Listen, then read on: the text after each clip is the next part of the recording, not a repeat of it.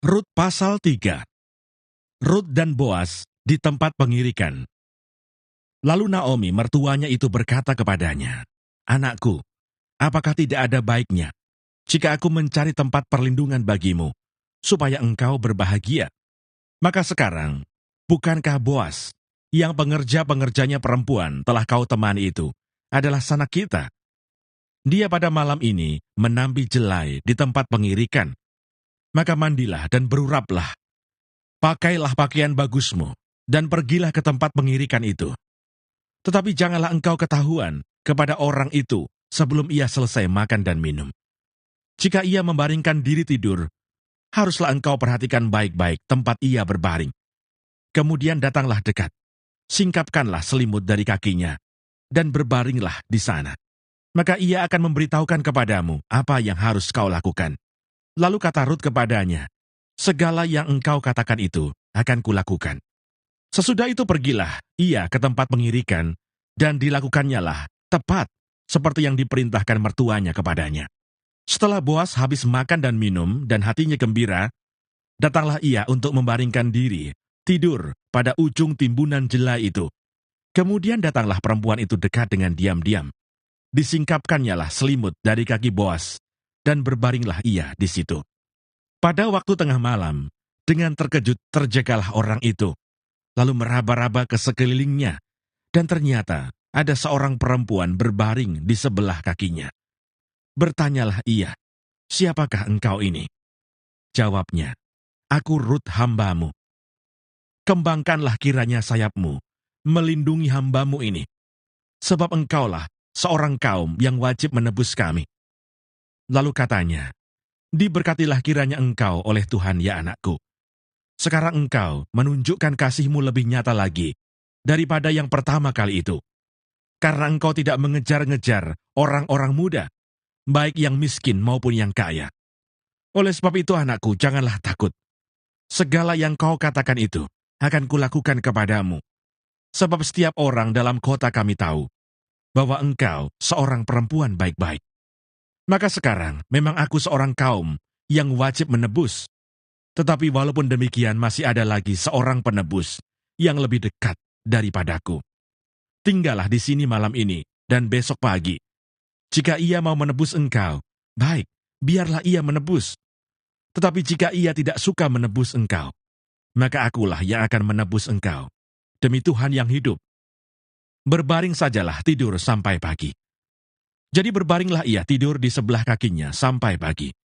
Lalu bangunlah ia, sebelum orang dapat kenal mengenal, sebab kata Boas, "Janganlah diketahui orang bahwa seorang perempuan datang ke tempat pengirikan."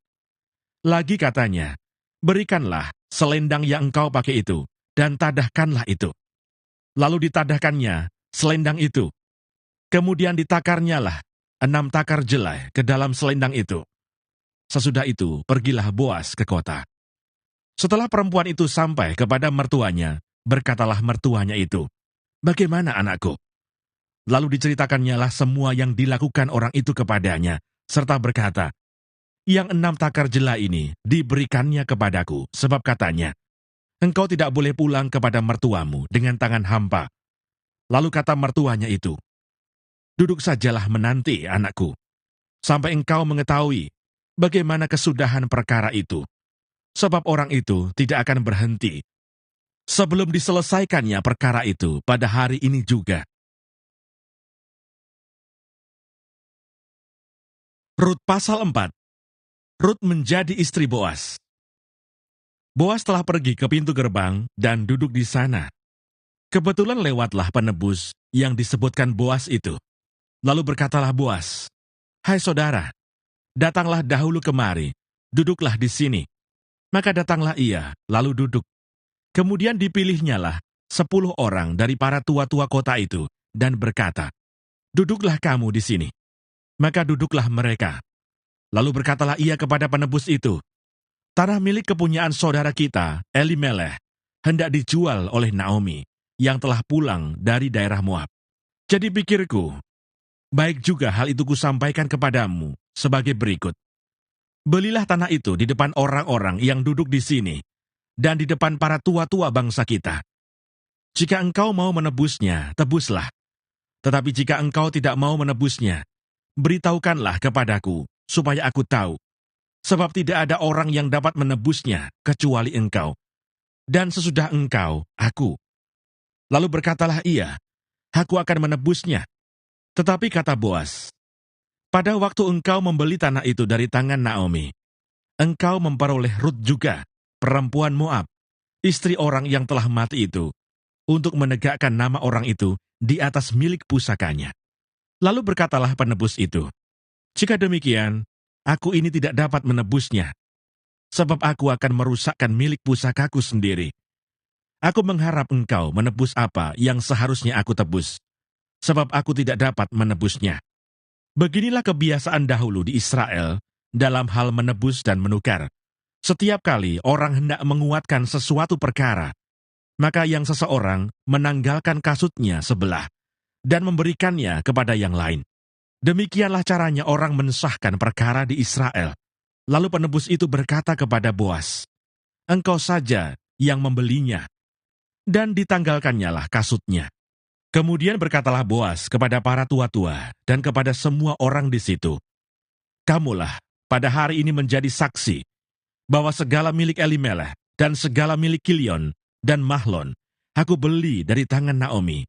Juga Rut perempuan Moab itu, istri Mahlon, aku peroleh menjadi istriku untuk menegakkan nama orang yang telah mati itu di atas milik pusakanya. Demikianlah nama orang itu tidak akan lenyap dari antara saudara-saudaranya dan dari antara warga kota. Kamulah pada hari ini menjadi saksi. Dan seluruh orang banyak yang hadir di pintu gerbang dan para tua-tua berkata, kamilah menjadi saksi. Tuhan kiranya membuat perempuan yang akan masuk ke rumahmu itu sama seperti Rahel dan Lea, yang keduanya telah membangunkan umat Israel. Biarlah engkau menjadi makmur di Efrata, dan biarlah namamu termasyur di Bethlehem. Keturunanmu kiranya menjadi seperti keturunan Peres, yang dilahirkan Tamar bagi Yehuda, oleh karena anak-anak yang akan diberikan Tuhan kepadamu dari perempuan muda ini. Lalu Boas mengambil Rut dan perempuan itu menjadi istrinya, dan dihampirinyalah dia. Maka atas karunia Tuhan, perempuan itu mengandung, lalu melahirkan seorang anak laki-laki. Sebab itu perempuan-perempuan berkata kepada Naomi, terpujilah Tuhan yang telah rela menolong engkau pada hari ini dengan seorang penebus. Termasyurlah kiranya nama anak itu di Israel, dan dialah yang akan menyegarkan jiwamu dan memelihara engkau pada waktu rambutmu telah putih. Sebab menantumu yang mengasihi engkau telah melahirkannya, perempuan yang lebih berharga bagimu dari 7 anak laki-laki. Dan Naomi mengambil anak itu, serta meletakkannya pada pangkuannya, dan dialah yang mengasuhnya. Dan tetangga-tetangga perempuan memberi nama kepada anak itu katanya, pada Naomi telah lahir seorang anak laki-laki. Lalu mereka menyebutkan namanya Obed. Dialah ayah Isai, ayah Daud. Silsilah Daud. Inilah keturunan Peres. Peres memperanakkan Hesron. Hesron memperanakkan Ram. Ram memperanakkan Aminadab. Aminadab memperanakkan Nahason. Nahason memperanakkan Salmon. Salmon memperanakkan Boas. Boas memperanakkan Obed. Obed memperanakkan Isai. Dan Isai memperanakkan Daud. Kitab 1 Samuel. 1 Samuel pasal 1. Lahirnya Samuel. Ada seorang laki-laki dari Ramataim Sofim, dari pegunungan Efraim. Namanya Elkana bin Yeroham bin Elihu bin Tohu bin Zuf, seorang Efraim. Orang ini mempunyai 2 istri, yang seorang bernama Hana dan yang lain bernama Penina. Penina mempunyai anak, tetapi Hana tidak. Orang itu dari tahun ke tahun pergi meninggalkan kotanya untuk sujud menyembah dan mempersembahkan korban kepada Tuhan semesta alam di Silo. Di sana yang menjadi imam Tuhan ialah kedua anak Eli, Hofni dan Pinehas. Pada hari Elkana mempersembahkan korban, diberikannya kepada Penina istrinya dan kepada semua anaknya yang laki-laki dan perempuan masing-masing sebagian. Meskipun ia mengasihi Hana, ia memberikan kepada Hana hanya satu bagian, sebab Tuhan telah menutup kandungannya. Tetapi madunya selalu menyakiti hatinya supaya ia gusar, karena Tuhan telah menutup kandungannya. Demikianlah terjadi dari tahun ke tahun. Setiap kali Hana pergi ke rumah Tuhan, Penina menyakiti hati Ana, sehingga ia menangis dan tidak mau makan.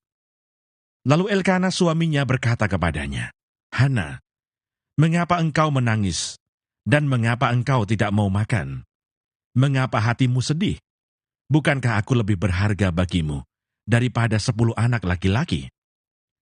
Pada suatu kali, setelah mereka habis makan dan minum di Silo, berdirilah Hana, sedang Imam Eli duduk di kursi dekat tiang pintu bait suci Tuhan. Dan dengan hati pedih ia berdoa kepada Tuhan sambil menangis terseduh-seduh.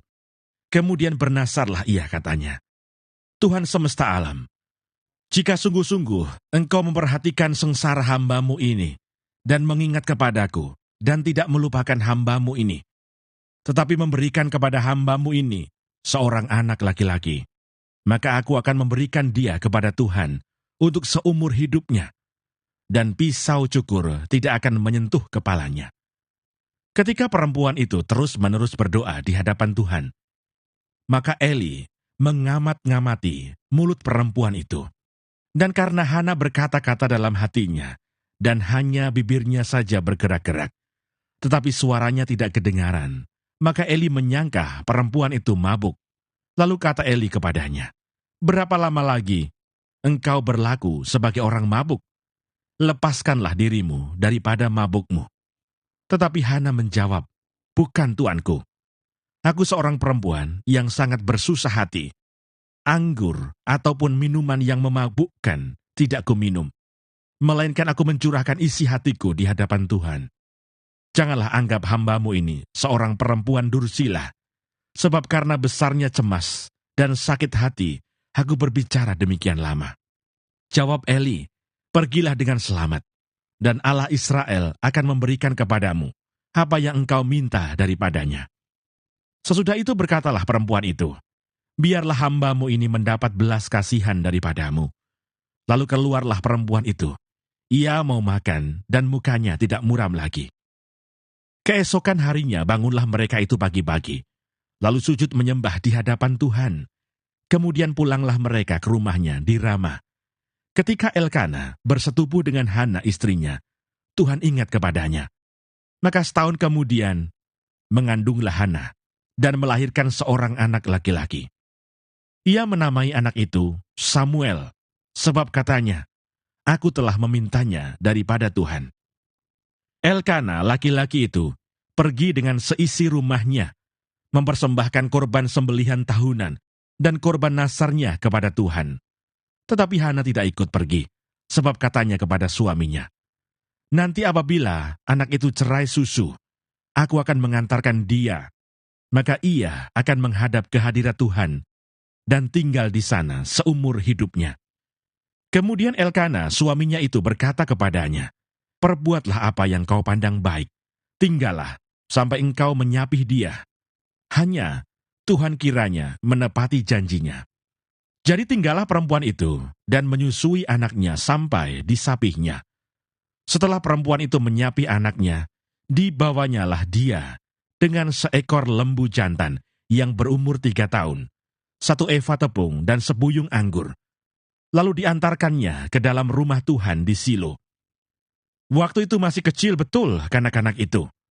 Setelah mereka menyembelih lembu, mereka mengantarkan kanak-kanak itu kepada Eli. Lalu kata perempuan itu, "Mohon bicara tuanku, demi tuanku hidup.